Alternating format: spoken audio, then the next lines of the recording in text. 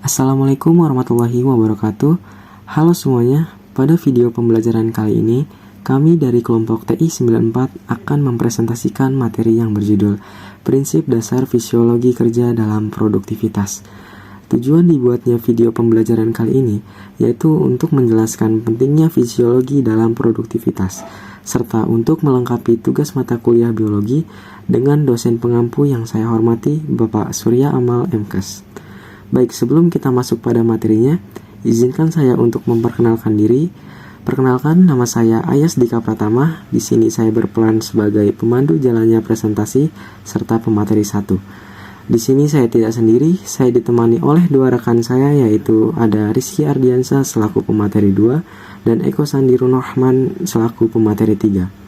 Baik, tanpa berlama-lama lagi, langsung saja kita masuk pada subtopik yang pertama, yaitu pendahuluan. Selamat menonton. A. Pendahuluan.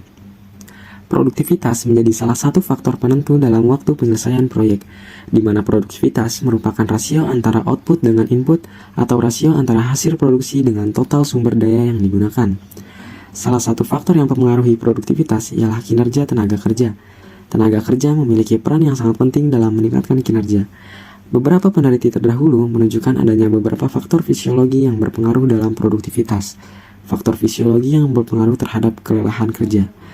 Kelelahan kerja menyebabkan berkurangnya produktivitas dan motivasi, ketidakteraturan bekerja, penilaian yang buruk, kualitas pekerjaan yang buruk, ketidakpuasan hasil kerja, dan kecelakaan atau cedera.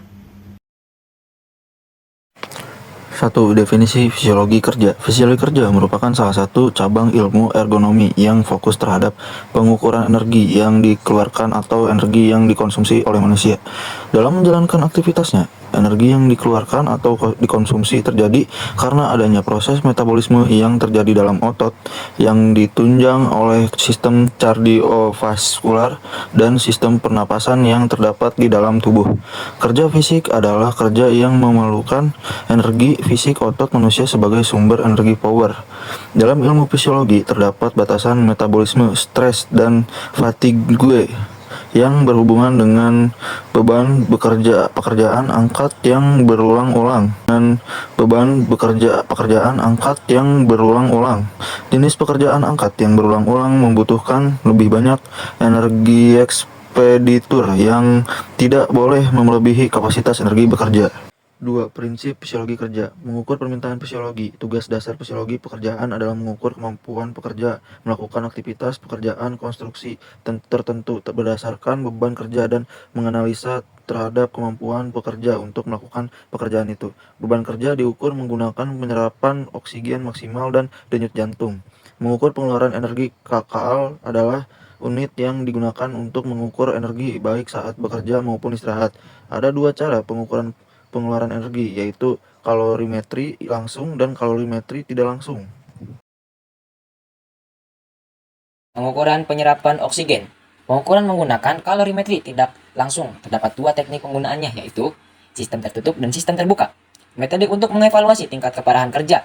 Tujuannya untuk mengidentifikasi keparahan kerja yang ditimbulkan menggunakan pengeluaran energi absolut sebagai kriteria beban kerja. Menurut Broha, para pekerja harus beristirahat sampai fungsi fisiologi seperti denyut jantung, tekanan darah, penyerapan oksigen, tingkat keringat, suhu, komposisi kimia, darah, dan urin kembali normal. Ketika pekerjaan mekanik berhenti, pekerjaan fisiologi tetap bekerja sampai pemulihan telah selesai. Denyut jantung sebagai kriteria beban kerja. Menurut Broha, denyut jantung rata-rata ialah 110 beats per menit selama 8 jam kerja. C. Data fisiologi kerja dalam produktivitas. 1. Pengumpulan data. Pada tahap ini dilakukan pengumpulan data dengan observasi langsung, wawancara, dan mengukur nadi dengan secara manual. Terdapat beberapa metode pengumpulan data dalam penelitian ini adalah sebagai berikut. A. Observasi. Melakukan denyut nadi secara manual memakai stopwatch dengan metode 10 denyut dalam. Proses pengukuran dilakukan sebanyak 5 kali dalam 5 hari kerja. Untuk 5 hari kerja, pertama berfokus pada pekerjaan. B. Wawancara.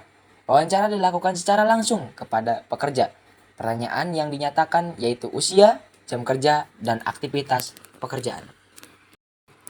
Dapat dilihat pada tabel di bawah ini yang menampilkan data-data dari kegiatan observasi, wawancara, dan mengukur denyut nadi secara manual. Ada stasiun kerja, nama, usia, DNI, DNK, dan rata-rata DNK.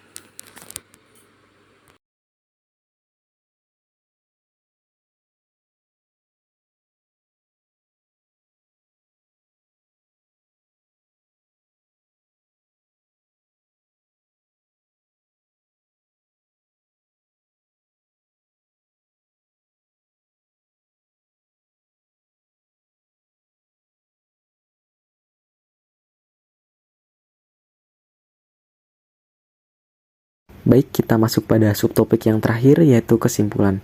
Dapat ditarik kesimpulan pada materi di atas, yaitu pentingnya ilmu fisiologi kerja dalam ranah pekerjaan ini adalah untuk mempelajari fungsi organ tubuh manusia yang dipengaruhi oleh otot. Fungsi utama pada fisiologi adalah sistem yang mengizinkan setiap individu untuk bekerja tanpa dipengaruhi kelelahan yang berlebihan. Sehingga saat pekerjaan berakhir, setiap individu tidak hanya dapat memulihkan diri dari kelelahan fisik, tetapi dapat juga menikmati kegiatan saat setiap individu tidak bekerja. Mengurangi beban kerja adalah dengan melakukan perancangan kerja, mengatur periode istirahat yang cukup didasarkan atas pertimbangan fisiologi, mengatur regu-regu kerja dengan baik, dan menyeimbangkan tekanan fisiologi di antara anggota pekerja. Baik, mungkin segitu saja yang dapat kami sampaikan pada materi presentasi kali ini. Mohon maaf apabila ada salah kata atau kurang penyampaian dalam presentasi. Saya ucapkan mohon maaf. Serta saya ucapkan terima kasih kepada penonton yang telah menonton video pembelajaran kali ini. Semoga video pembelajaran ini dapat berguna bagi para penonton sekalian. Saya ucapkan terima kasih. Saya tutup. Wassalamualaikum warahmatullahi wabarakatuh.